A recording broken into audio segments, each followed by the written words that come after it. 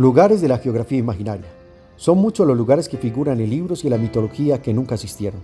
Sitios como la Atlántida son legendarios, pero a través de los tiempos la imaginación humana los ha aceptado tanto que muchas veces esos lugares de la geografía imaginaria parecen tan reales como países y ciudades verdaderos.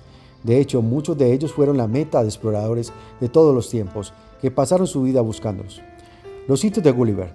Quizás el más fecundo inventor de lugares imaginarios fue Jonathan Swift, quien en sus viajes de Gulliver puso a su protagonista a recorrer los lugares más extravagantes posibles para crear así una sátira a la sociedad de sus tiempos, y los nuestros también, ya que mucha de la ironía de Swift tiene aún vigencia. El primero de esos viajes fue a Lilliput, al país de los enanos, hombrecitos de 15 centímetros de alto. Lilliput es el que casi todos conocen, otro estado imaginario en Blefusco. Los enemigos de Lilliput, de allí Gulliver, llegó a Brodidan, país de gigantes de 22 metros que exhiben a Gulliver como curiosidad.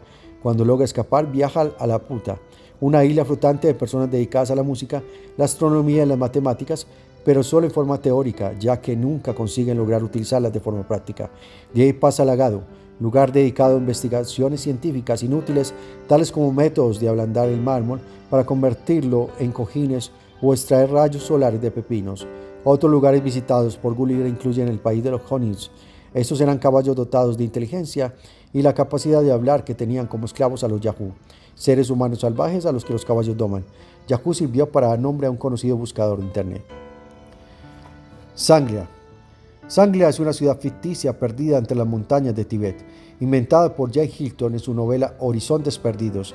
Es un lugar aislado del mundo exterior, donde la gente vive cientos de años en medio de la felicidad y donde todos tienen una vida de placidez y contemplación. Cuando hubo el primer bombardeo a Japón en la Segunda Guerra, el presidente Roosevelt dijo que los aviones habían salido de ahí para disimular el hecho de que los aliados disponían de barcos portaaviones que en esos tiempos eran un arma secreta. El Dorado. La leyenda del Dorado se originó cuando los conquistadores españoles supieron de una ceremonia indígena, al parecer verdadera, donde el cacique de las tribus se inmergía en una laguna cubierto de polvo de oro. Eso creó la leyenda de una ciudad donde el oro estaba a flor del suelo, y fue la obsesión que hizo que más y más exploradores de España llegaran a buscar este sitio místico.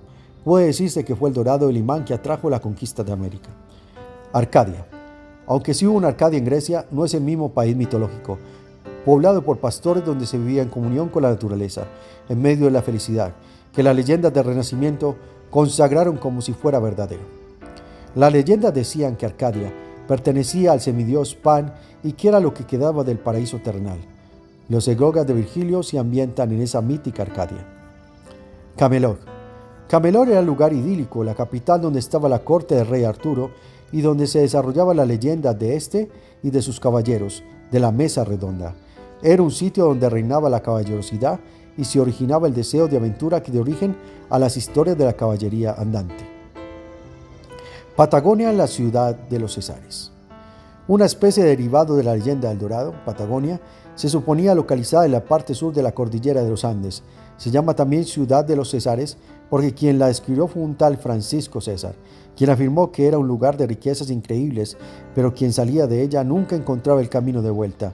Se suponía que sus habitantes eran gigantes a quienes no les interesaban las riquezas que poseían y se las daban de regalo a quien llegara a esa ciudad. La región de Patagonia en América del Sur es llamada así por esa ciudad mitológica. La Atlántida. Platón mencionó en uno de sus diálogos un continente que se había sumergido después de una catástrofe y que estaba habitada por semidioses. La Atlántida tenía toda clase de riquezas y una naturaleza exuberante, pero todo eso llevó a que sus moradores se volvieran orgullosos y fue sumergida como castigo divino. La creencia en esa región ha hecho que muchos exploradores hayan gastado esfuerzos en redescubrirla. Así nadie esté seguro de dónde estaba localizada. La más popular teoría dice que Atlántida está en el océano Atlántico entre Europa y América. El reino del Preste Juan. Preste o presbítero Juan fue un monarca cristiano que gobernaba sobre las 3 Indias que tenían 72 reinados. Era una comarca rica en oro, desde donde se trataba de difundir el cristianismo por el mundo. Muchos trataron de encontrar ese país y los europeos que exploraban Asia siempre intentaron llegar a ese reino porque se suponía que el Preste Juan ayudaría a la conquista del mundo conocido para su conversión al cristianismo. Bresal. El misterioso país de Bresal, que también llaman Jaibrazal, Estaba oculto a los ojos de todos, pero una vez cada 7 años aparecía por un día para dar sabiduría y riquezas a quienes entraban en ese sitio. Muchos exploradores gastaron su vida en buscar la localización de Bersal porque los premios que se lograban eran atractivos. Tulé. Tulé era, según la leyenda, el límite del mundo y quien llegara allí podía observar el desarrollo de la sabiduría divina. Llegar a la última Tulé era alcanzar lo más lejano y es claro que el Tulé fuera el límite de lo conocido, no permitía que fuera fácil llegar a ella. No obstante, muchos autores medievales de libros de viajes aseguraron haber alcanzado Tulé y la describían con lujo de detalles. Groenlandia asegura haber sido la locación original de esta comarca y hay quienes han propuesto cambiar su nombre a Tulé. Macondo. Macondo, el pueblo ficticio de la novela de García Márquez y que se cree fue inspirada en Aracataca, cuna del escritor. Es un sitio de la costa atlántica donde suceden cosas increíbles, como personas que nacen con colas de cerdo o personajes siempre perseguidos por mariposas amarillas. El nombre se ha incorporado a la cultura popular y el mismo García Márquez dijo que él se había inspirado para crear el pueblo en otro sitio ficticio de William Falkirk, el condado de Jonathan. Utopía. Tomás Moro, en una novela de 1516, creó el pueblo de Utopía, donde había una sociedad ideal con avances de perfección en todos los aspectos, no solo de salud, sino también de economía, gobierno y justicia. El nombre inventado por Moro y que según él significaba por sus raíces griegas ningún sitio, esta sociedad ideal ha originado el nombre de utópico para quienes quieren imitarla y distópico para aquellos pueblos que se alejan de los ideales de la utopía. Oz.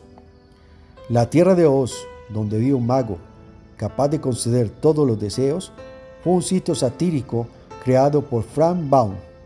Se supone que es un sitio ideal, donde todos son felices y nadie muere nunca. El mago está al servicio de la reina Ozma y todas las necesidades como libros y armas de defensa crecen en los árboles. La película con el nombre del Mago de Oz es considerada una de las grandes creaciones del cine. Ciudad Gótica y Metrópolis. No se debe olvidar Gotham, donde se desarrollan las aventuras de Batman y que es llamada en español Ciudad Gótica.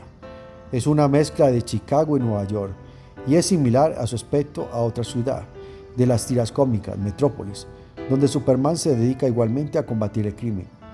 También de allí se debe la Liga de la Justicia, la Mujer Maravilla y todas las series que salen de Warner Bros.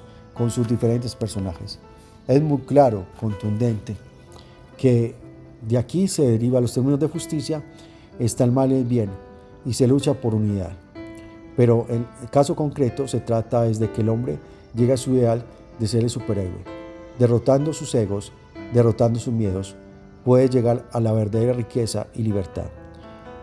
Aquí vamos a concluir todos estos sitios imaginarios que realmente existen. Y si existen en el imaginario es porque pueden ser dados y pueden existir. La realidad y la no realidad, la fantasía y la no fantasía, es relativa. Así que les dejo para sus conclusiones. Gracias.